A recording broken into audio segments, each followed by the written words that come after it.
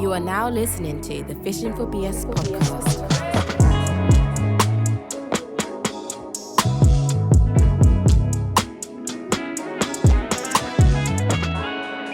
All right, hello, welcome.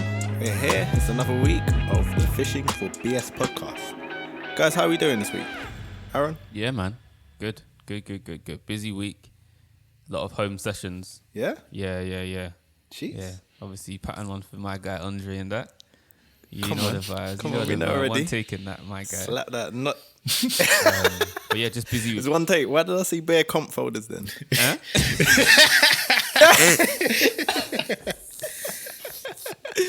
One take for the main thing. No, you slapped. No, yeah, just Yeah. been busy with that still. Just home recording, man, and just working and that. Oh, wicked. Don't know what you've done. Similar. Just recording. I just got back from one little camp in Oxford. I just went down there for a day. They were making an album, but I just came down to record bass for a day, and then I'm back. Okay. And yeah, just been chilling, recording, practicing. You know. Yeah, that was random. When I called you this morning, it's like, yeah, I'm in the cab on the way home. I said, what? It's 7 o'clock. What? Why are you on the way home?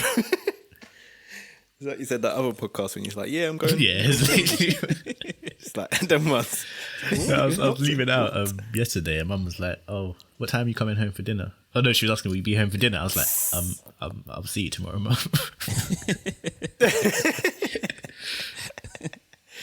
Yeah. Communication, yeah? Cool. Terrible. Episode, whatever that one was. But yeah, cool. So everyone's been busy. What have I been doing? It's half term week, innit? So I've kind of tried to shut down a bit, but it doesn't really work like that too tough for me because I got a lot going on. So today's been a day off, which has been nice. And yesterday was kind of a half day off because I had studio in the morning. Because studios are still open, which is great for me because I'm still working. But yeah, man, I'm good. I think, well, it's funny that we all kind of in the studio this week or working from home studio-wise because this week we're talking studio. And we're talking, I think it's quite elusive, being a session musician in the studio. And it's kind of, I would often think, how did we even get into this? How do we do this? Because it's hard to often generate that work if you're not used to doing it or if you haven't done it before, you know. Firstly, let's get a big question out of the way. Which do you prefer, studio or live, Aaron? Man. It's techie. Damn, this is a tricky one. What do I prefer? Yeah, it's For the techie. purpose of the pod, I'm going to say studio. You don't even believe it. You don't even believe it yourself. I prefer studio, you know. I prefer a studio, like cut your parts and then, you know, the producer just puts it all together and everyone's individual sound or, you know, approach to the song comes together and this body of work is just like, it's mad. Like, it just sounds amazing. Live is cool as well. Yeah, a lot of throwaway notes when you're playing live. Boy, dashed in the bin, boy. Anything goes, innit? Anything goes with live, boy. Dana, studio or live? I don't know if my answer has been skewed by COVID because my answer's live, but Yeah. I think it's because I miss live. You know what I mean? Yeah, I feel like that's skewed because you hate live. But I think there's a feeling you get from being on stage with like a big crowd that you just can't replicate anywhere. You just can't. There's That nothing, hype. you know what I mean?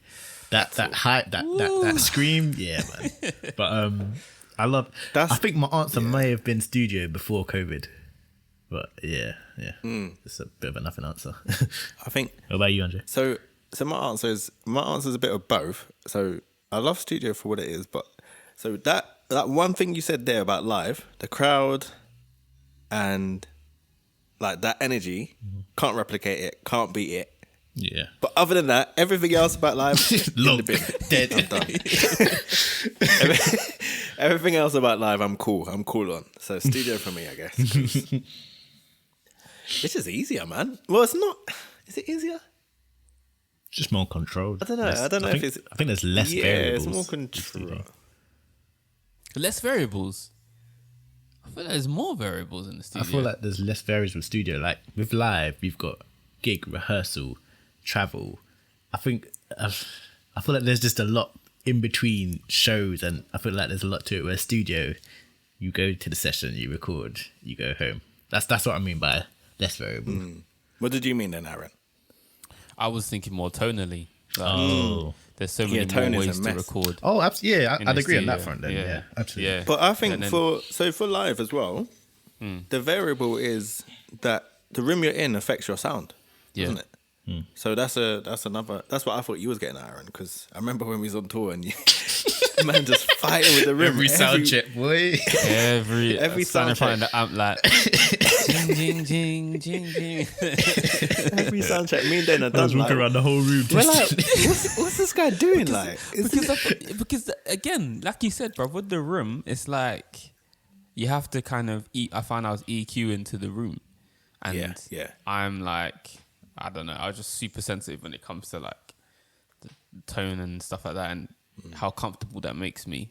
Do you know what I mean? So I was definitely doing the most, but it was with a good heart. I was doing the most. Question, Aaron. Actually, Yeah.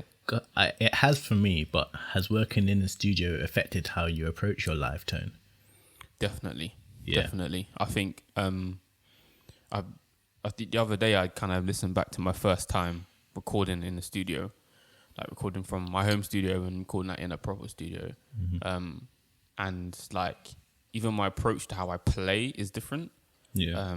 But then when I play live, I mean I've not played live in what's the date today? Almost a year. I've not played live, like at a show sort of thing. I did a little Christmas carols thing, and that was cool. Like my approach was definitely less playing, more just like playing the parts and just kind of keeping them quite clean. And I think it makes you think about like textures and like just where you sit in the mix. So like before, my guitar would always be like really Bassy. warm, a full sound, which Stereo. sounds great when you're just playing by yourself. But when you're playing in a band, like it sounds terrible because that's the basses, like that's your end, and the drums, like, and sometimes keys. So you need to just be kind of cutting. So it's definitely changed my approach to live playing in that way, tonally. You think that's happened for you as well, then? Yeah, like I'll just echo a lot of the things Aaron said. I think I simplified how I played. I felt like live, I felt like I needed to add a lot, whereas I've realized I can actually strip down and be more effective sometimes, and like actually respect the part a bit more. Because you know what we used to be like, Andre, where we hear the part and be like, I'm not playing that. I'm playing Get out of here with that mess. I ain't playing that. I do that less now. I do that a lot We less used now. to be 'cause I like, actually- we used to be like, Huh? this is wrong. I ain't playing this. This is wrong. It's wrong. Yeah, that's what. This is wrong. I I ain't was like, playing this is wrong. I'm not gonna play. This isn't how it's meant to sound. Nah, this is what you meant to do. Yeah, I'm gonna do it. yeah. I could just imagine Dana, doing that face. You know that face that brother does with the glasses? He's like, yeah. What if I don't play the part? Hey, that guy kills me, bro. Red shirt, Donnie. Isn't it? Red shirt. Red shirt, Anyway, yeah. So I found myself respecting the bass part more now, just because I know what effort I put into to make a part and to like complement what the song's doing. So I tend to respect the part a bit more. And then same thing with textures. It made me, just learning the sound, changing basses, figuring out where it needs to sit, where to move, where to play physically, like nearer to the neck, further away from the neck, more aggressive, more subtle, just to like, fit in. So yeah, man. Yes, it's definitely like once you get in the studio and once you start, especially tracking yourself, you start clocking a lot more about tones and what makes sense and how I can achieve a certain sound and me doing this. I recorded something the other day. It's an acoustic track, and the first time I did it, I was like high energy sort of thing. Like it felt great. Sent it over. She's like, "Yeah, I love it. Can we just change this a little bit?" And then I listened back to it, and I basically re-recorded it because she wanted like an extra section in there. So I re-recorded it because I didn't want to like chop it up and leave stuff in. I thought that's buzz. Re-recorded it, sent it over to her, and then she was like, yeah, it's wicked. Like, you played it perfectly, but the energy's not there. And I listened back and I was like, that's so weird. Because in my head, I'm thinking, let me just play it nice and clean. Yeah. No bum note. Do you know what I mean? Just Yeah, keep it nice and simple. But But the human actually, feel, innit? pardon me? They want it to be a bit human sometimes. Yeah, want it to be human, and there's that feel you get when you're just in the zone and you're just that. Yeah, when that energy is translated into transience and whatever, it's like she needed that, and I learned that definitely on the spot of like, okay, actually you need to bring the energy in. Sometimes that looks like not wobbling with your timing, but just things just I can't even articulate it. Maybe Andre, you know what I'm talking about. Yeah, what is that? It's energy, isn't it? So a lot of the time, for me, if I'm producer, because I'm mainly producer, if I'm sending out for parts now, I don't want you to come back and give me something robotic because I've got that already. Because I've laid the keyboards perfectly, I've laid the drums on the grid perfectly. So you need some sauce now. You need some variance. You need some things to air candied, so you're like, oh, okay, what's that? Something's different. Something's changed in this little part here. Right, what's that? Those are the things that keep the listener interested. So that's why whenever I'm sending out for parts, I'm only sending it for you guys that know, oh, okay, I can bring it. You know what I mean? I'm never really wanting the perfectly clean take.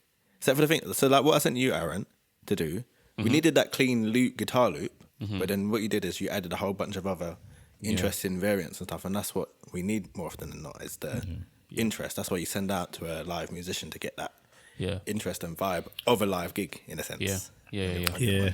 One thing I clocked working with Plan B, when I was listening to the stems for like when we were in rehearsal and I get sent the bass stem, I remember hearing the bass stem like, yo, what the heck is this, bro? It was just messy. I couldn't believe it. I was like, what? But in the record, peak. Works. Sounds perfect. Like, and I think it speaks to that energy thing because, it was just, I couldn't believe how messy it sounded. Yeah. But you don't hear any of that in the record. It just sounds great. Yeah. Mad. I've stopped quantizing my bass, Yeah. When I'm doing like synth bass and it's like rolling stuff, like drone-ish stuff. Yeah. But it's not like an 808, but it's 808 sounding, but it's a lot elongated. I don't quantize it anymore. If there's a note a bit off, I'll move it back. But other than that, just let it ride because the rest of the song is probably on the grid. So you got to give them something, some kind of vibe, Where do you go now? I got so many questions for this, man, because the studio is such a broad topic that I feel like it might be 2 episodes. Honestly, I guess we can split it into 2 parts. Yeah, it might have to be 2 parts. And what are we talking now? All right, let's talk. How do we get in? How do you get into studio stuff? How do you? I think maybe Dana. Good place for you to start is how did you get into recording for different artists? To be honest, I fell into it like really randomly. Sam, one day he just called me. Sorry, who's Sam? Sam Henshaw. Sorry. Something like yeah, it's a random. Obviously, he was my boy from young. From years. Not through music. Me and Andre met him at some summer camp thing randomly. Spring Harvest, France. Yeah, Spring That's Harvest. what it was. Oh, Yeah. But yeah, the bougie so one. random. That's the bougie one. Yeah, we know. Come on, man. Yeah. Who's out there? baby. Yeah, okay. That's our gig. We was gigging, boy.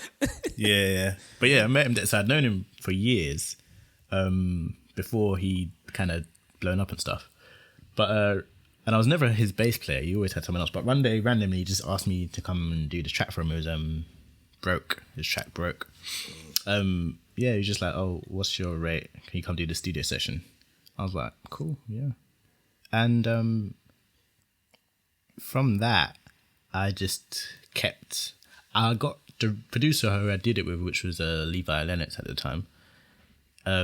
He kind of recommended me to another producer who recommended me to another one after like... It just kept happening like that. And then there was another random instance where... what's her name? I forgot her name. It was one A&R lady. A&R. The A&R. Yeah, the A&R. She used to be MNEK's manager, and I'd done an audition for MNEK a couple years before a certain point. And for some reason, she'd remembered me and put me forward to do one random session with TSB, the producer. And that session, I ended up playing on one track for Jay Huss, which was called Scene, and 6-track and everything. And yeah, like it's a weird, but I just fell into it because then I was getting recommended from these guys, so all through that circle. Yeah. And then I got recommended for Ebenezer. Did his album. He recommended me here, and then just word of mouth then, really, isn't it? Pardon? Word of mouth. You got in through your boy, and then it was just word of mouth. Yeah, just word of mouth. Yeah. And then I realized, this is a thing no one in my circle's doing right now. Kind of everyone was focusing on live, I think. Yeah. And I was like, well, as in bass players, I don't think anyone was really on the studio thing. So I was like, I can lean into this. So I started posting on Insta just saying, yo, recording right now, shout at me. Remember when I used to do that? I'd just be in the studio just like, yo, send me tracks and I'll record. Yeah. That was when I was shameless and I would just do it for free. 'Cause I was just trying to get my name out there recording wise. Yeah. And yeah, just kept doing that. And slowly but surely, I just kept getting calls to record for different people, artists I was playing for, artists I wasn't, producers that I'd seen my Instagram and be like, yo, you're sick, come, can you record on this track? There's been times where someone's been mixing a track and they heard what I've done and called me to record on another track for them because they heard what I did on the track they were mixing. And yeah, it's just word of mouth really. Yeah. Yeah, man. Yeah. Aaron, how did you get into playing for different artists in the studio? I think it was mainly through working with pop artists. So like when they wanted to, like if I was on their gig already, they wanted to do like an acoustic version of one of their songs or whatever. Yeah. So we'd always end up going to a studio. Sometimes we'd go to the studio, record the parts first, and then mime over it for a video. Or sometimes you would do the video and the audio together. So that was my first experience of like studio work, and also kind of the red light pressure as well, I guess, as well as trying to keep your face on because you're on camera as well. Even though you don't get in the shot very much, but it doesn't really matter. Just there for no reason. Yeah, so mainly through like artists that I worked with, and then more recently, I think I did a gig once, and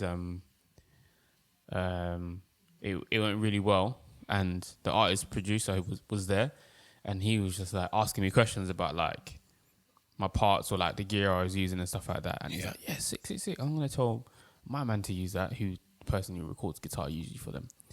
And then I randomly got a call a few months later just saying, we're doing like one of those acoustic video sessions, do you want to do it? I said yes to that. And then from there he's kind of just not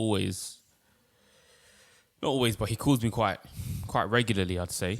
And yeah, just pretty much that. Just working with pop artists. I've just kind of done a good job, and then they just asked if I can record acoustic versions of their songs, and then maybe their producer will be there and say, let's do something else, working with another artist. But then like Dana, I kind of did the shameless thing of posting on the gram and saying, look, like he wants guitars done, etc., etc. And that was great for my home studio kind of repertoire stuff.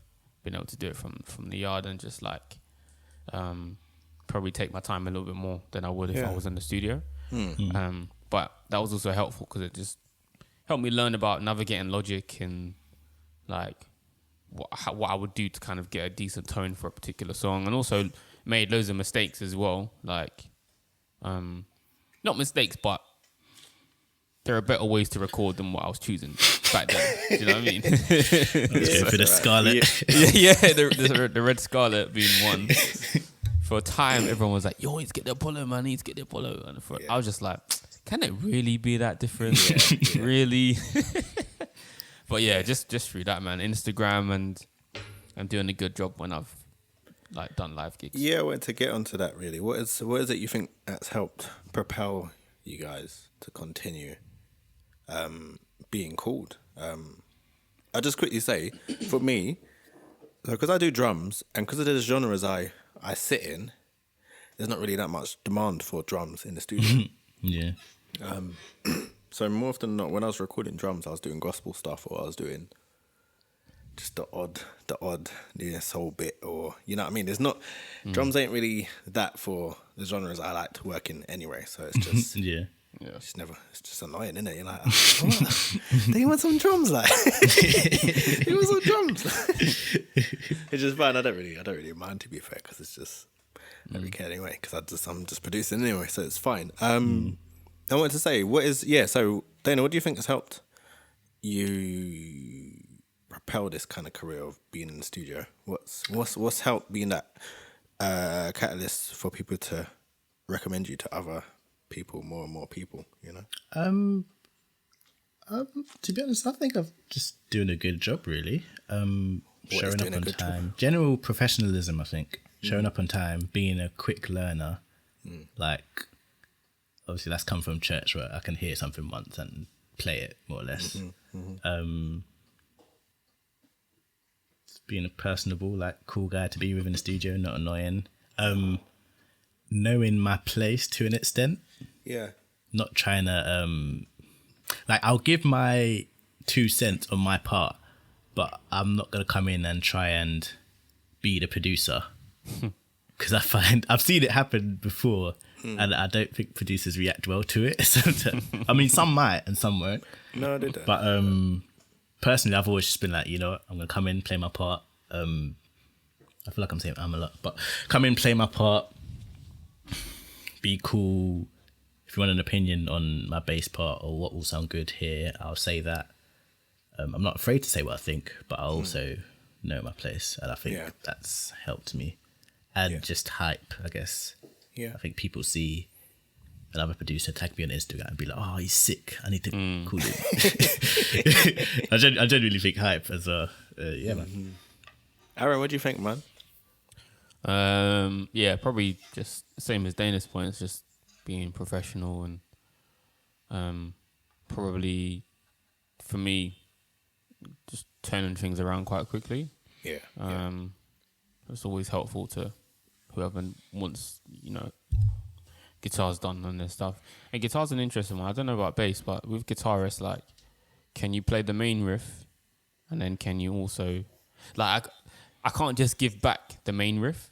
Yeah. Like, do you know what I mean? I can't just give you back, I played one take over it. There's got to be like, that's got to be double tracked, or there's got to be like, you know, little embellishments for particular lines or phrases and in melody and stuff like that. There's got to be all that stuff to go with it. So that is time consuming, especially like my setup as well, with kind of having the kids at home and like navigating those spaces. But like, I think, just the quality of work and turning it around quickly, and communication. So if my stuff's ever going to be late, usually I'll say, hey, it's going to be late. If they've not given me if they've given me a date and they say, oh, can you have it done by then? If it's going to be that, I'll say, look, it's going to be late because X, Y, and Z. Yeah. So just communication as well, because that's important. Yeah. I think Danny touched on a little bit, like what to do, what not to do. I feel like now's a good time to talk like do's and don'ts in the studio.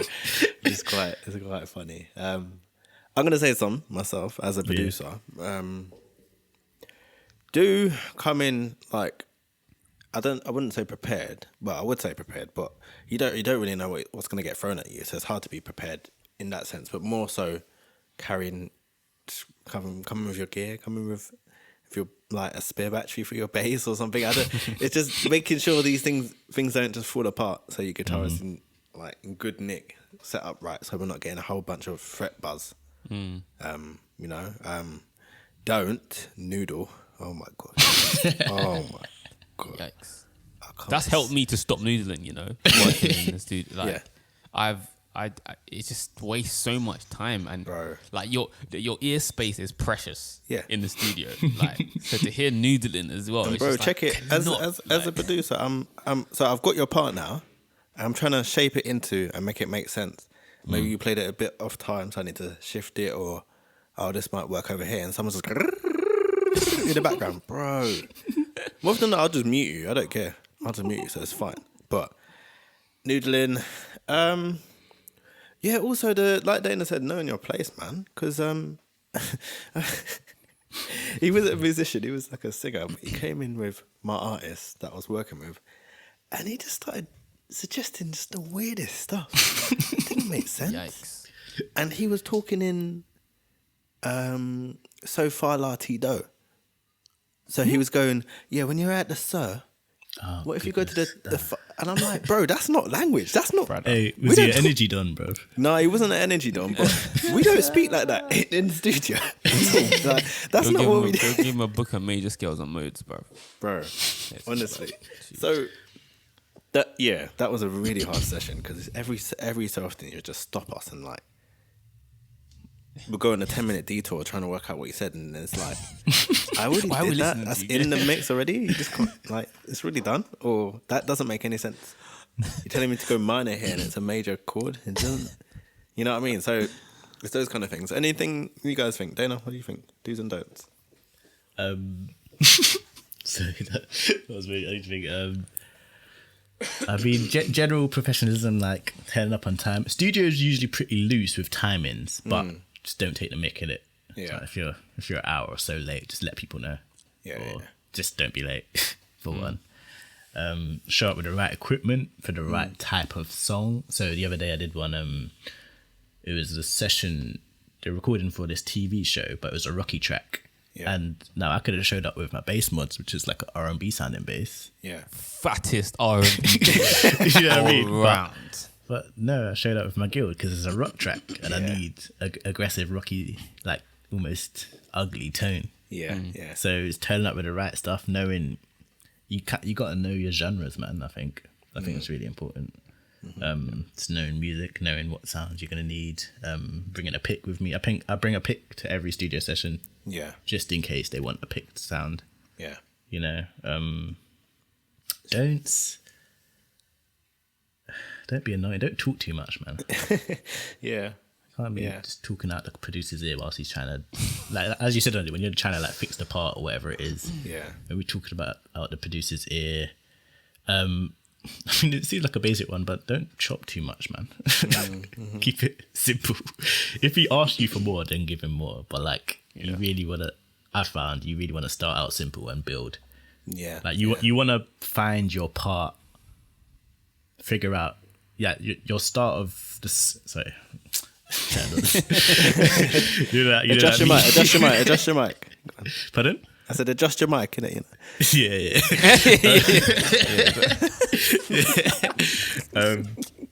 I think what you do want to do at the start of the session is focus on nailing a part, not just playing. Yeah. That makes sense. You really want to nail down a focused part, and then you expand from there rather than the other way around. Okay, that's brilliant. Yeah, man. Aaron, what do you think? Do's and don'ts? That's really interesting you said that, because my kind of experience of studio, a lot of like when I've gone to a studio with a producer has been replicating.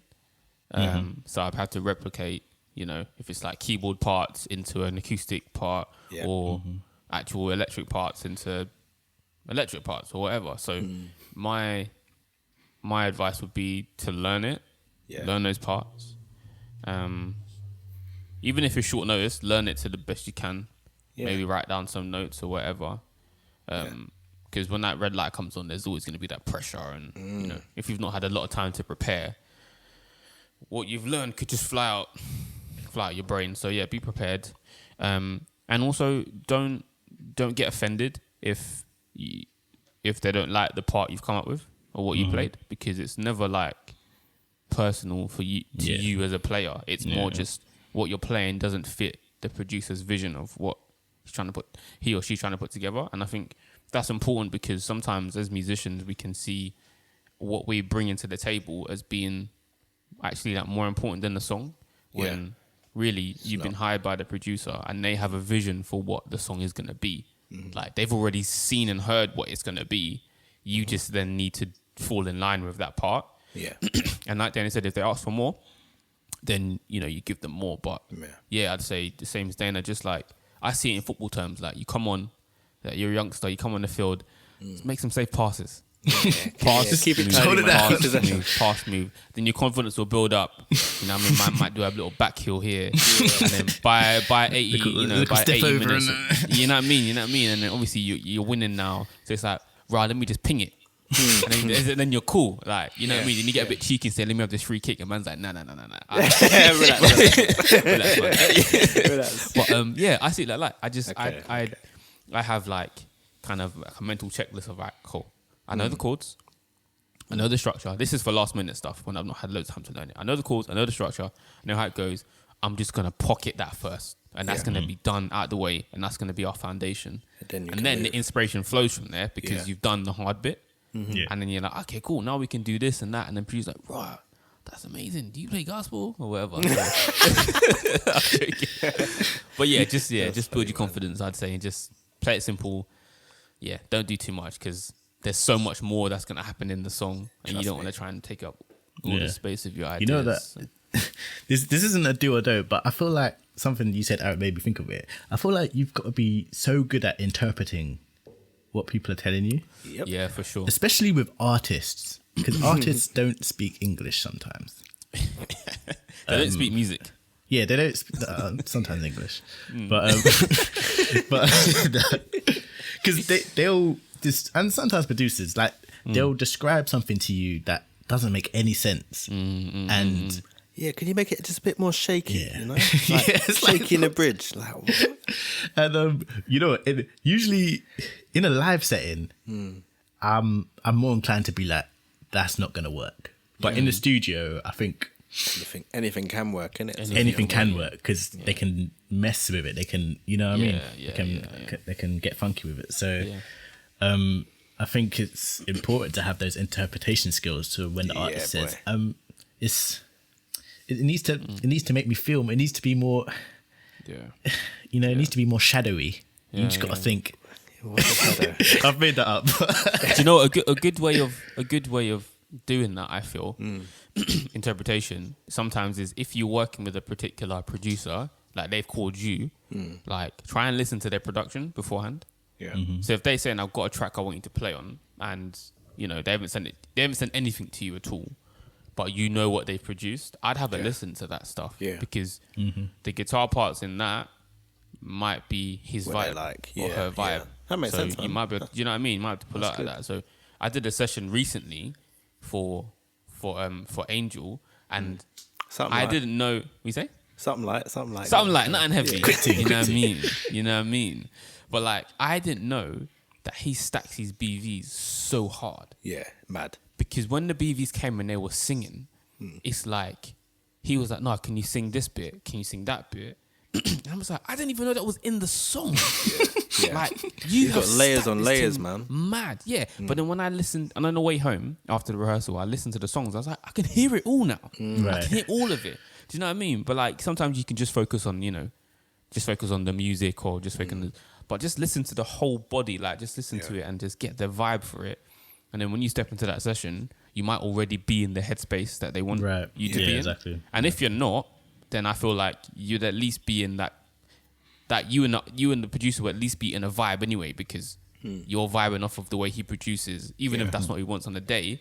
There's still some sort of, do you know what I mean, relevance there to familiarity, how you're gonna approach it, sort of thing. Do you remember that? Do you remember our worst session we had with that artist that called me and said she wanted a Solange album? Like she wanted me to like kind of give her like Solange sounds, and then when we got in the studio, she said, what did she say? What he say? What did they say? What did they say? What was it? Afro-Cuban? It was like, is Afro-Cuban? No, it wasn't. It was something weird that didn't exist. It's like Afro-Latina fusion. And it it's like literally fusion, Cuban, Latino. And the examples you were given, it was like, this doesn't correlate at all. It's not the same at all. So it is very hard to sometimes translate what they're saying to you, which is hard, man. It's tough, but it's part of the job. And I don't know how you practice that really. I think you just got to listen to as much music. If you're a bass player, just listen to Jameson because someone's going to reference it at some point. Yeah. And be like, oh yeah, just use a bit of Jameson. Yeah. And all they mean is just play muted. But That's a good point. That's a good point. I think we should touch on that just quickly. Like, I feel like with guitar, there are 3 staple sounds, 4 staple sounds that people are going to go with. Yeah. You either want a Strat sound, a Tele sound, or like some sort of humbucker sound. So like a, Les Paul 335. yeah. And then when it comes to acoustic guitar, which is the 4th one, you might have, the kind of Ed Sheeran small body acoustic, quite tight percussive sound. Or you might have the, my man that supports Man City. What's his name? Noel Gallagher. Yeah. You might have, what's the band he's in again? My mind's gone blank. Oasis. Yeah. You might have that kind of vibe of like quite openly strum energy vibes. You know what I mean? Yeah. And those are kind of some headspaces to be in. And when I say Strat, you might think Nile Rodgers funk. You might think John Mayer. When there's Telly, you might think a country thing, quite open singer-songwriter vibes. If it's a Les Paul, then it's going to be quite heavy, or it might be something really percussive because you can get that kind of sound from humbuckers. But there are certain ballparks that you should always be aware of tonally, and vibe-wise. So like you're saying with Jameson, it's like that same way with guitars, and obviously there are artists to fit each of those particular guitars, and a lot of the time music just repeats itself anyway, so people are going to want some of what someone has already done, plus what you already bring to the table. Yeah, that makes sense, man. I think with production, because obviously there's going to be producers listening as well. It's all kicking off here anyway. A lot of the time I'll get given a reference and they want, all right, we want it to sound like this. And it's more often than not, you can get away with getting close to that vibe, or sometimes you end up completely in another place just because they like what you've done. So it's kind of hard. It's a balancing act of, okay, let me play this thing. Like I got a reference yesterday when I was in the studio that was Tiana Major, Same Space. Big tune, yeah. But I'm like, I can't recreate this. This is mad. Like, I haven't even got a guitarist here. I've just got loops. Like I can't do this right now. So I found a different loop. I just went through a bunch of different loops, and found one that I liked. Completely different. Nothing like that one. Cool. Homegirl singing Same Space over that loop, yeah. Yeah, exactly. No way you're singing it over that, yeah. But completely different. And then I built on that, and all of a sudden you've gone to a new place now, which makes sense. Which makes sense for the artist. Happened with another song as well in that session where it's like they sang it a cappella to like a certain like progression where it sounded like one of their old songs. Then I played something completely different, and they rearranged the whole vocals around that, and that's a completely different song, which is something to be said. So with the musician side, you do kind of have to adapt and try and find what they want. Sometimes with production, you can shift them elsewhere, which is nice. And I think in studio, don't be afraid to try things. Like I think when I was starting out, I was not very timid, but I was a lot more timid in the fact that I would kind of just, if it was a bigger session, I think, I was quite timid and like I'll just come in and play the part. Whereas now I'm a bit more, oh, can I try something? I'll try it. Maybe it works, maybe it doesn't. Who cares? But I just don't be afraid to try and be adventurous, man. Just you never know. Yeah. True. And like you said before, Andre, like you could try something. I've done this before as well. Like I played in a song for Tiana. Yeah. Something like nothing heavy. You know what I mean? But I played something like just like tried something, and I didn't think it pulled off. Yeah. But then Casa was like, yeah, that was a vibe.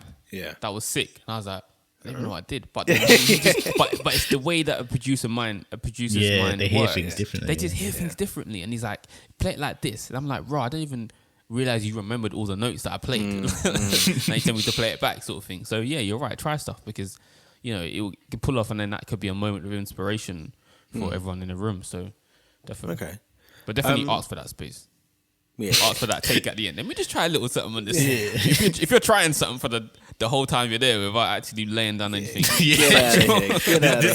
This is like an hour into the session once you've got you've got the things done.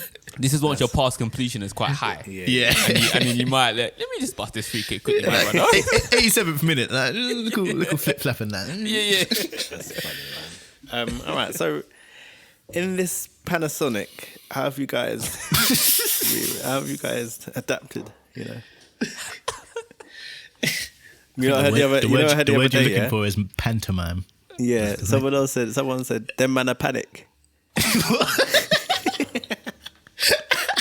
Yeah, in this them man a panic. So obviously, this here Panasonic has changed studio and working and stuff like that. How have you guys adapted? How's your home setups going? Like, how's it all changed? I guess it's changed. I'm not going to harp on the change because it has changed, and we're not out as much. But Dana, I know you already had a setup. Yeah. But Aaron, I know you kind of recently set that up. So how was setting up your home studio and all of that? It was fun. Yeah. It was definitely fun. I'd tell you that. Yeah. Yeah, man. It's one of those things that I probably never would have prioritized before. Yeah. If not for them man are panicking. So it's like I actually had time to sit down and say, okay, so like I said to my wife recently, like before all of this drama and all that, I said to her, you know, when I'm 30, this is the kind of person I want to be. Like, I want to be someone who has a home studio set up or just like their own studio set up, like so I can just kind of work a bit closer to home or whatever, and not always have to travel far where necessary. But so yeah, this afforded me that time to think about all of that and put it together. And fortunate enough to have some friends in both of you and a few other guys. Shout out Enoch. Yeah. Shout out Zaya. Yeah. Who know their way around studio gear and always looking out for each other with the prices and that. So you guys are very helpful and just help me get like a simple thing together setup wise. Yeah. Like, so I already had a laptop. Even though mine died actually in the pandemic, so I had to get a new one. Got a new one.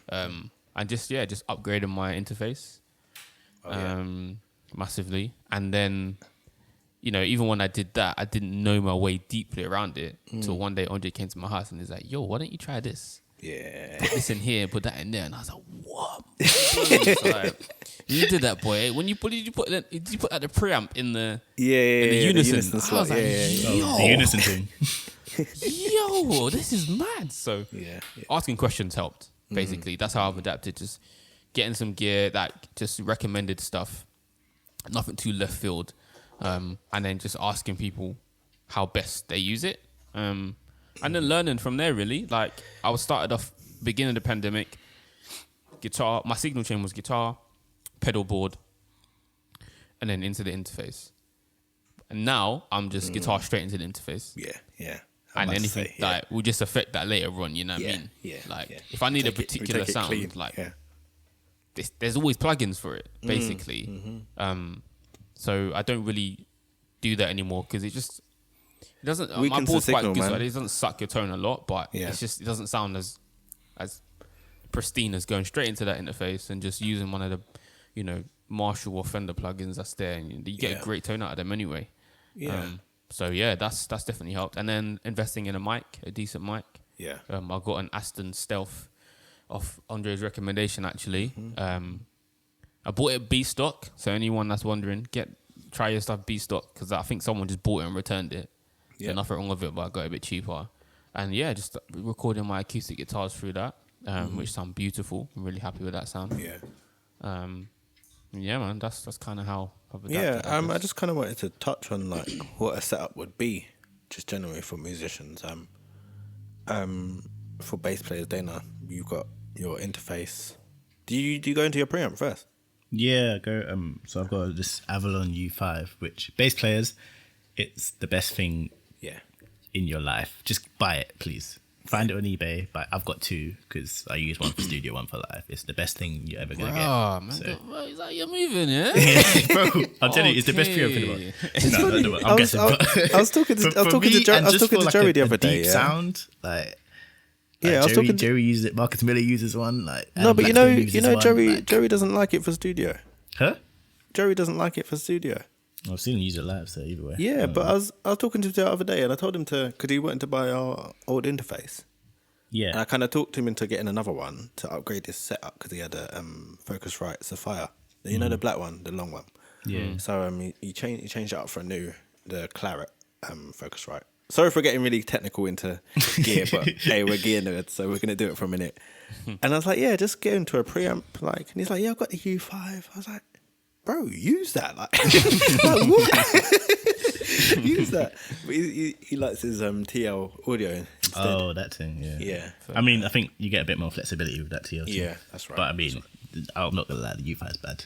Yeah. But yeah, it's just a very good preamp that I go into that into the UA Apollo, and then I've got like a 1073 plugin and a LA2A compression plugin. Yeah, that's a bit technical to anyone that doesn't know what we're talking about. So basically, yeah, because that is deep. Because it's funny when me and you talk about it a lot, then like that people don't actually know about gear and stuff. Yeah. Like when it gets past the live stuff, studio gear is a whole nother ball game. Yes. a lot of people We don't- spent years researching. So Years and years and years, because we've had our own studio before, for a few years. We kind of got really deep in the rabbit hole, spending all our money and, and researching and spending fees, man. grands, bro. Grizzands. But basic signal chain. If you're a guitarist, I'd say decent guitar, straight into your preamp, into your interface. Get a decent one. Everyone kind of starts with a Scarlett, which is cool, but It's not cool, bro. yeah, it's not cool. I But feel like if you're I'm not gonna- serious, you want to upgrade, man. Yeah, I would say upgrade when you can to like a UA Apollo or a Antelope Discreet 4 or anything Antelope. It's pretty great because I've just upgraded from my UA to Antelope and that's amazing. Look at me, I've got Antelope. I got new gear. Yeah. But even SSL have a new interface that's really clean and it's about £200. £200. Yeah, and SSL are the company, if whoever doesn't know, they're the company that do the massive mixing desks that you see in studios. When you go to a studio, more often than not, you're going to see an SSL desk. They're massive mixing desks. They've got those same preamps in a little interface that's about £200. Sick, man. If you want to know, just hit me up because I'm always talking to people about gear anyway. But what was I saying? Guitarist straight into the interface. Bass can go straight in. You can get a preamp Yeah, before you it. can get you don't have to have that other long. Yeah, you but you can go. I mean, you can go into your amp if you've got a good head, like a Gallian Kruger. Shout out Gallian Kruger. If you've got a good bass head, you can go into there and DI out. Sometimes it sounds good, sometimes it doesn't. Or you can just go straight into your. The Mark bass one never really sounded that great. Huh? The Mark bass one wasn't that great, was it? That's a GK, man. Yeah, fair enough. I haven't heard the GK. I haven't heard the GK. Otherwise, if you've got a good interface, you can go straight in. Like the Apollo, they got some great plugins you can go into. They've got like Ampeg simulation that sounds pretty good, or the stuff I mentioned earlier. Yeah, I use that Ampeg Bear, bro. Yeah, I use that Bear. It's sick. tasty. Keyboardist straight in. Drums is tricky. drums that's a whole nother pod. thing. That's a different pod. There's a whole nother That's a Patreon pod. But drums, you basically need at least about 4 inputs. At least 4. More often than not 8. Yeah, and then Why don't you mics. talk about the setup we had, Andre? What at studio? Yeah, go into that quickly. Just so Quickly. people got an idea. Man This said is how we quickly. got Can the I idea. before you go into that? Yeah, just Yeah. guitar wise, Yeah, you don't need to record stereo. yeah. Please don't, because I'm It's gonna mono it. I'm gonna Yeah. put it mono. I don't care. It's Really? Yeah, not okay. necessary at all. Like Just letting you guys know. All you Kemper users and the Axe effects and all that. Yeah, you know, you send your guitars to the desk stereo. Yeah, then when I put you in mono, you know that. Innit? Just letting you know from that. They don't want to deal with it. We're putting you in mono. If it comes to me, if I get a stereo guitar channel, I'm putting it in mono, mate. unless Or it's your gig, Yeah. you're the artist, or it's your track that you're doing for your Instagram or whatever. There's no point doing your Yeah. guitar stereo. It's just a waste of Space. everything. Yeah, waste of space, man. Waste of space. Need that thing direct, bruv. Yeah. In your face. Like, why are you sending me acoustic stereo? Just do 2 acoustics. Bro, one time I did a song for Enoch, Yeah. I'm so embarrassed by this, but Yeah. I did it, and then he was like, "Oh, Wiki, could you double track that for me?" Yeah. Bro, why did I try and copy the thing and put it in another? We just cancel it out, innit? He's like, no, bro, I needed to re-record it. It's That's funny. what I learned from that day, that. boy. I did that back in the day as well when I was mixing. funny. I thought it was getting louder. I thought I was like doubling it, but really it was just getting the same signal louder. Like, that thing, you need to do it properly. Like, you have to do your due diligence. As I was saying before with recording guitars, it's like, you can't just do one part, send it back. Like, you probably need to double track that part you've done and then think about doing your extra bits and whatever. Yeah. And then if you're doing all of that in stereo, it's just too much. Like, it's just can sound really, really muddy. Especially when you've got other stuff going on. You don't need all that space. Drums real quick. What do we have? So there's a few ways you can do drums. But what's a decent interface you can start with? Like a UA Apollo again, I'd say, or the discrete that I've got now. And what you can do is you can use an ADAC cable and patch that out to another preamp, which will have like 8 inputs, which is what we used to have. I still got it. It's an Audient ASP 800. Boy, we're getting so technical, man. I feel like we need to get off this really quickly. But links in the description. Boy, in it, link in the description. Let's get out very quickly. But then Shure mics, they do pretty good drum mics. Bayer Dynamic. Just do your research, man.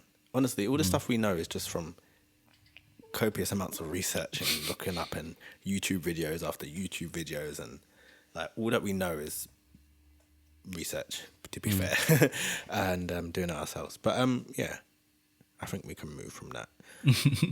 Headphones. Just touch that. Get a decent pair of headphones. Whatever sounds good to you, man. But try out a few different ones. See what works for you. You know. Cool.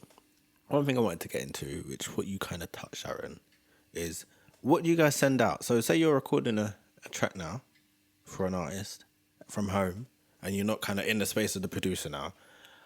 What are you sending them? How many takes are you sending them? Like, you know what I mean, Dana? What do you send out generally? So generally, I'll send 3 takes. If it's a fairly straightforward, I don't know, pop song or something, or R&B song, and they've given me a guide bass or something like that, generally I'll send 3 takes. The first take is me just playing the bass line exactly as is. Second take, bit more sauce. Third take, even more sauce. And then I may do, depending on how I'm feeling on the day, I may do an alternate take where I'm just playing something on a different vibe. Yeah. But it also depends what they've asked for, maybe.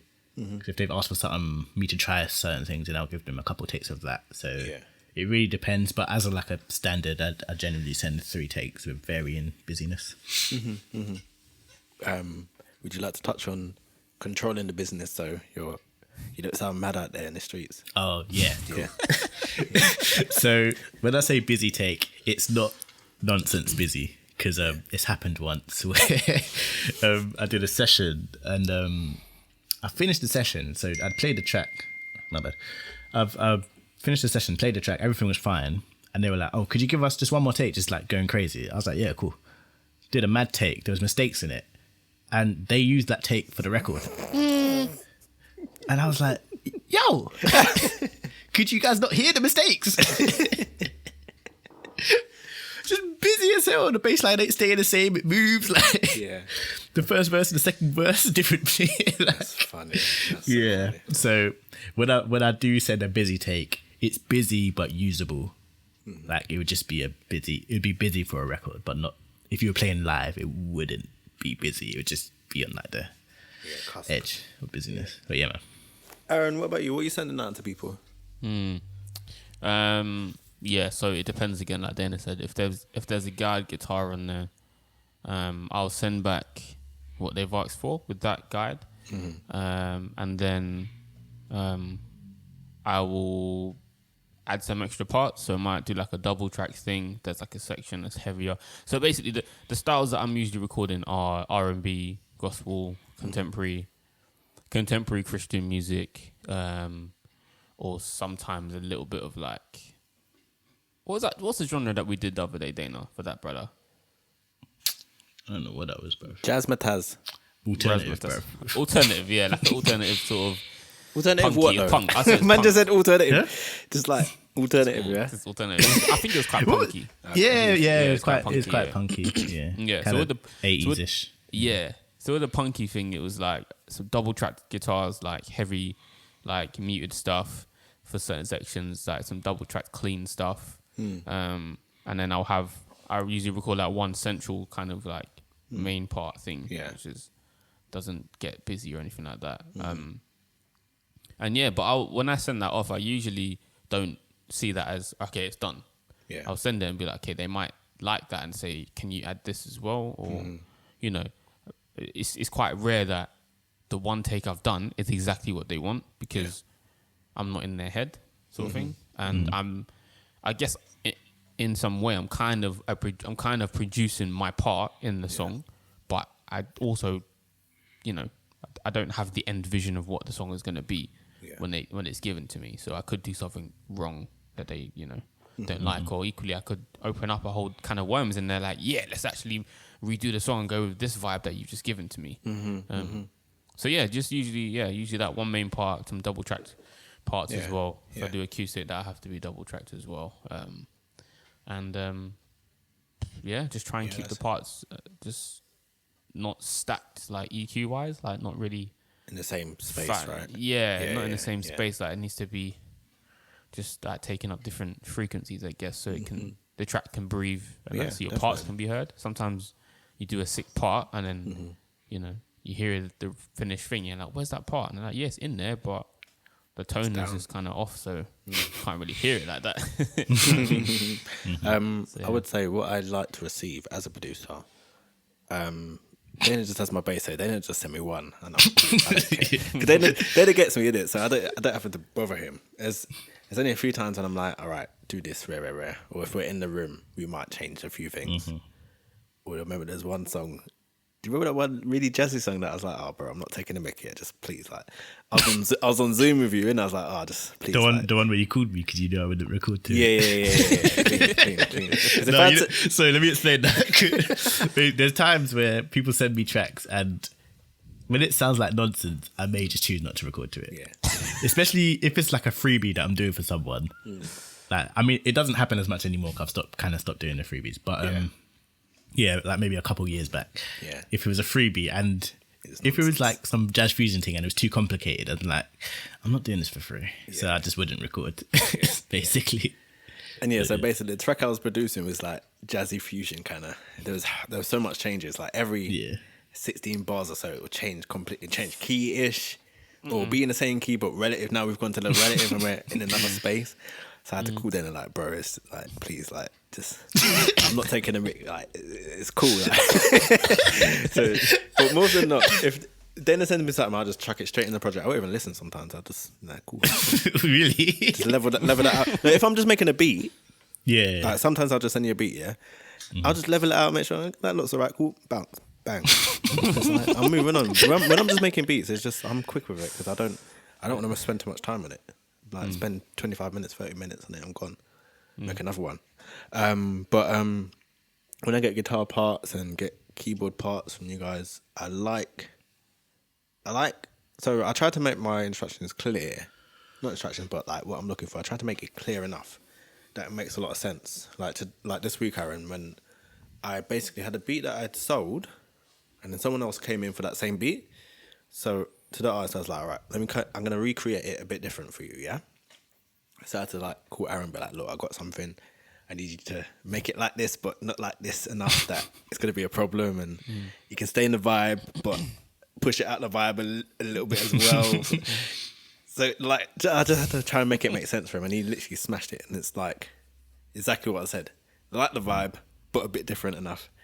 And then I said, oh yeah, just add some extra bits, do some electric parts, do some acoustic parts, just like give us stuff to play with. And that's what we kind of like as producers, just enough, not too much. Don't send me 20 tracks of like, no, I just need a few different ideas, like your main thing, and maybe like some doubles of that, like some different things going on. But we don't need a lot, but it's nice to get a few things. Like if I send something to Isaiah, he's a keyboardist, he'll send me back the keys and then send me back like Hammond or like random bits that I didn't even ask for, but you just send it anyway. Like it'll just send piano and EP, and it's like, oh, this is so nice. I got all of this. I think on that, I think it's good when you have a relationship with the producer you're working with, because you know what they like, and they know what you'll kind of do, and you build a level of trust. Like, so Sam's producer Josh, you'll kind of send me whatever, send me a guide bass, and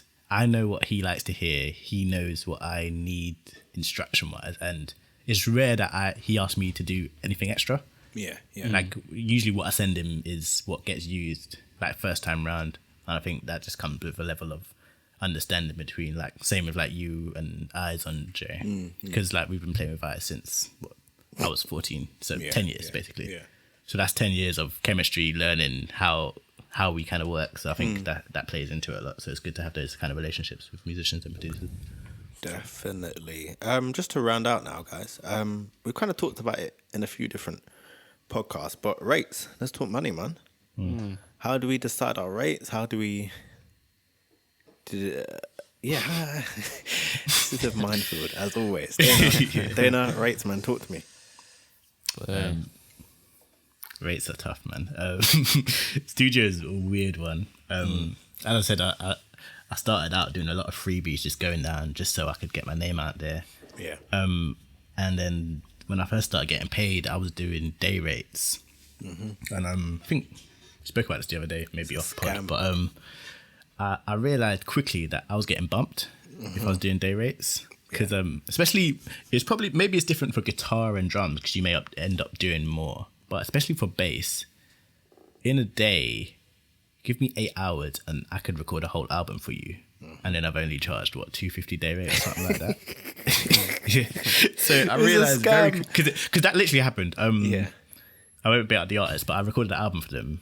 I think it was like 6 or 7 songs in a day. And like most of the songs, I did like 1 or 2 takes and he was like, oh, that's it, cool, we're done.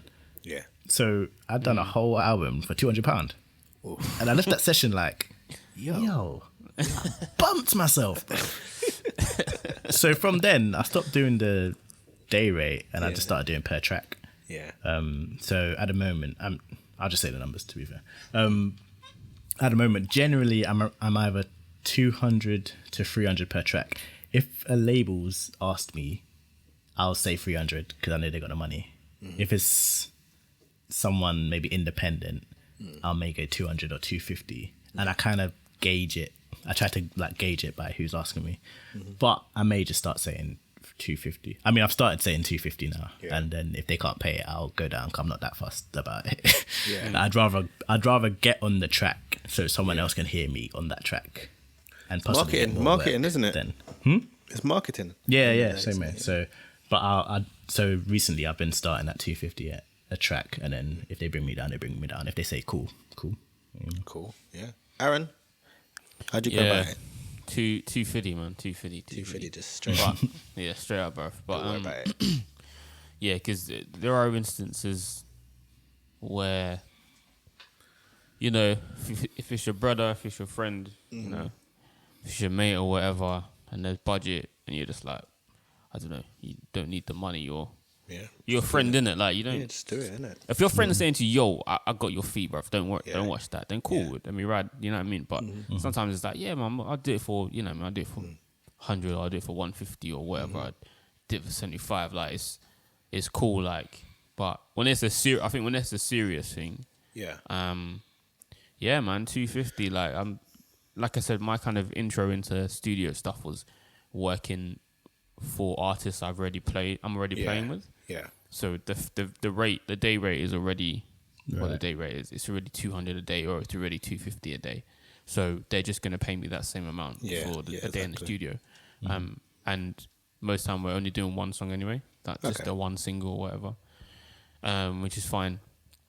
But I did a session 2019 actually in December, and the fee was being paid by a label, American label, and it was £600 for a day rate. And then I did another session with them 2020 in the summer, and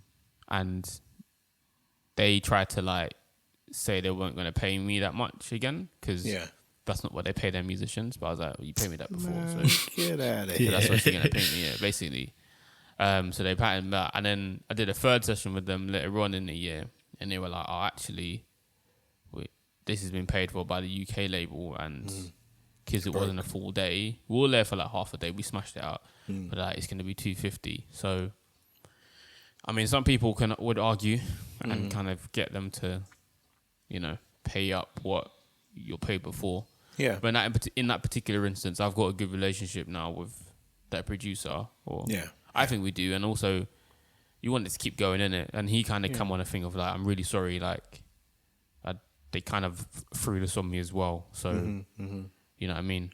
So and I'll sort you out like with more work. So I just said, yeah, cool. And then he sorted me out more work. So it's happy days sort of thing. But I think the money thing is always tough, isn't it? Because you don't want to seem like greedy by saying a big amount, but I know people charging 1K to labels. Yeah. For Goes back to mentality again, isn't it? Yeah, mentality. It's knowing your worth, isn't it? Mentality, Like, And obviously, like, that's down to the individual and what they want to choose to charge a label. But at the end of the day, if you're in a position where you've got a family and you've got mortgage or bills, whatever, you've got a life. Like, sometimes there's gonna be a bottom line for you, bro. Trust and me. if when you know how much you can make, met, then you just think I'd rather just have the time off. Like that's not like doing me. that That's session. like me now. When studio wise, I won't book a studio day, a full day, unless it's a certain amount because I know how much I can make at work for that day doing overtime. So it's like I'm not coming here for nothing. Like it's either we're doing this or I'm overtiming or I'm at home chilling, making beats that can make me potentially much more than this one session. Yeah. You know what I mean? Yeah. So sometimes I've got a relationship with some producers which I think it works well for them and it works well for me as well, where I if it's a producer I'm quite familiar with, I'll go down to their studio for a day just on a chill thing and record on whatever, and then I know if the song gets used for something, they'll sort me out basically. And I actually enjoy that relationship with a lot of producers because it just works, and I'm not doing anything that day anyway, so I'll just go down, record on whatever for the day, chill out, have a vibe, and then maybe a month later I might get 300. You know what I mean? So I do that a lot with some producers, but I think you can't run that with everyone though, because then they'll try and take the mic. I was gonna say that, like with this thing, I feel like it's always session by session, producer by producer, relationship based. Like you gotta know how to navigate it, and you're definitely right. Like there's like sometimes not so much now because I'm really busy now, but there's been times before Dre when you're just like, oh, can you just play guitar on this for me? Yeah. And I'm not doing anything, so I'm just like, yeah, sure. Like, do you know what I mean? There was a phase where I really wanted to get into all of this, and I was just like, send me everything. Like, I just want to keep going and keep cutting and keep cutting and cutting and see how you get on. But like, just back to the money thing, I feel like, I think if you're in a position where, like financially you're okay, you're busy, when it comes to particular artists or labels trying to get you, maybe have a bottom line. Maybe say, look, £700 or I'm not there, because otherwise I'm just gonna have a day off, or do you know what I mean? Just hang out with my kids or whatever. Like, I think the main theme you kind of discuss here is just being malleable, being adjustable to the situation. There's different scenarios, and there's different ways you can go about approaching them each time. So each case, as annoying as it is for us, each case is kind of different. It's not always just this is the price and that's it, because there's a lot of different factors that go into it sometimes. How do you set your rates, Andre, as a producer? I just have my rate, to be fair. Okay. I just have my rate. This is what production is. This is what mixing is, and that's going up in March. I can't wait, baby. Yeah, come on, bro. Because that's right. Yeah, I can't be charging what I'm charging. You lot are charging what you're charging. It doesn't make sense anymore. I'm doing the whole thing. Yeah, it don't make sense. I'm doing too much work. Sorry. It don't make sense. Very true. Sense. Even though I'm busy and it's working, and cool. And if I do multiple songs, I bring it down a bit to make it make sense. But The rate is the rate for production for me. Which is going up in March. So yeah, get in now while you can, people. Just lastly, PRS, PPL. Let's talk, man. Let's talk about them residuals. Let's talk about them royalties. More pertinent to us is PPL, I think, which is mechanical royalties, which means you played on the song and you get paid just because you played on that song. So you get your rate from your label or your producer, and then if that song is played on TV, played on radio, PPL will collect the royalties for that and then pay you quarterly for that as well. It's quite lucrative. It's quite nice. Every quarter getting a change, getting that £17.50 every quarter is really tasty. Might get a little £2.50. Yeah, might get a little £2.50. At one point, Dana got $3,000, which I'm still a bit upset about because I played in the same song and I only got 800. Just make it make sense, honestly. I'm still I on got to 8 him. bills the other day, actually. What's that? PPL. I got 8 bills the other day from PPL. Is it?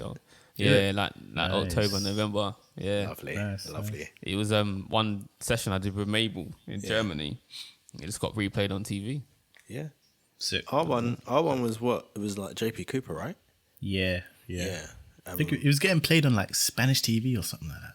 Yeah, something random. It's just random. But I remember the day when the 3K dropped, then it was like, Andre, there's the 3K in my account. I don't know where it's come from. Hey, you know what? You know what's funny about that? Yeah. Because when it dropped, Yeah. it was around the same time I was having problems. Remember the other pod when I was talking about we had to boycott the. That gig, yeah. Yeah. So it dropped around then. So obviously I was owed around 3K, but it was Yeah. from different people. Yeah. So I saw the money in my account. I was like, oh, everyone's paid me. Weird. You know what I mean? On this one And I go day. in, I'm like, oh wait, no, this is all from one place. Wait, what is going on? Yeah. I'm like, oh, PPL. Is it what?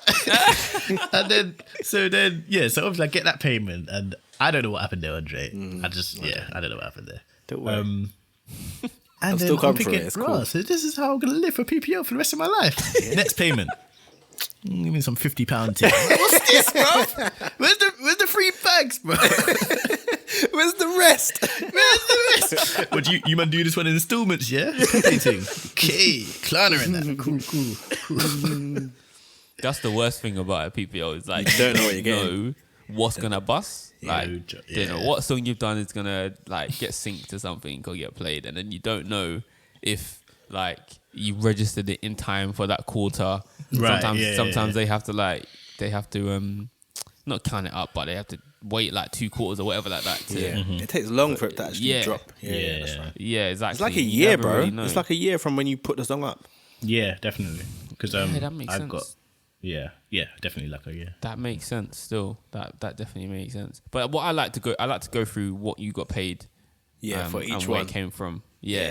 Yeah. So that Right, was the yeah, Mabel thing. same, yeah. Yeah, so with the Mabel thing, I saw it. It was just one TV Yeah. replay. I was like, yo, 8 bills for that. Yeah. You just replay it once. You might need to run that back Bro, come on, let's go again. a few times. And that's why we're moving into sync, but that's another pod. That's another pod. That's a different pod. That's definitely a Patreon pod still. Listen, man, the PPL thing is funny, boy. Because when you got the drop there now, I went, yeah, all right. So there's 3K waiting for me then. Let me sign up. And it took like a year and a half. Oh, no. You didn't even sign up yet. No, I hadn't. I didn't even sign up. I was like, what? But I thought the P's would drop like next day, innit? Yeah. I'm all calling. When the next drop came, the next quarter, I'm like, yeah, so I feel like I should have 3K in my account now. Could you just point me to the person that's going to pay me the 3K? And they're like, yeah, it takes about a year to process and rah. I was like, yeah, so can you find out how much I'm going to get exactly? Oh my gosh. And like, yeah, it doesn't work like that. You find out after you get the money. I'm like, That's mad. okay, cool. How many times have you been paid for that, though? For that Or did one thing. you just get one payment? If it gets played like every year. Yeah, well, I guess it doesn't get paid every year in that song. Right. Probably just got played at one time. Yeah, but me too, yeah. then randomly, start of lockdown, 8 bills. Mad. Yo, Which I was happy about because I needed it at that point. I got but 5 also- bills from the MU in lockdown. Not for a grant or anything. Yeah. But it was what was it? Is it Royalties. signing up to something like some show I done or some recording I did? Yeah. And she's like, yeah, this is your payment for X, Y, and Z. I was like, hold on, wait a minute. You need to explain this to me. How did this happen? And she's just like, yeah, could you sign up to the MU? And you know, the MU, they cover particular things or whatever, broadcasting in certain places. Just drop that $5, boy. So sign up to PPL, sign up to the MU. Like, you never know when you could get your little something. Boy, anyway, I'm still waiting for the 3K, but we'll get there, innit? It's all right. Nando's on you when that drops, man. And Nando's is on you when that drops, bro. Listen. It's on Dana, innit? Because he got it first. Quickly, PRS, less pertinent to session musicians, but sometimes it could be. So if you're in a room creating a song, PRS is basically royalties on as a producer and as a songwriter. Which you get the same kind of thing as PPL. You get paid quarterly for it. You probably get a higher payout as well if it's played on TV and stuff like that. But again, not as pertinent as a session musician. But if you're in there creating a song, make sure you're signed up to PRS as well, because that is important as a producer and as a guitarist. Anything else? No. Cool. I think we're good, guys. Again, thanks everyone for listening. Yeah, hit us up on Instagram, Twitter, YouTube. Subscribe and like our YouTube. Like us on iTunes. Subscribe to us. Follow us on Spotify as well. 5-star review and all of that. And until next week, take care. Peace.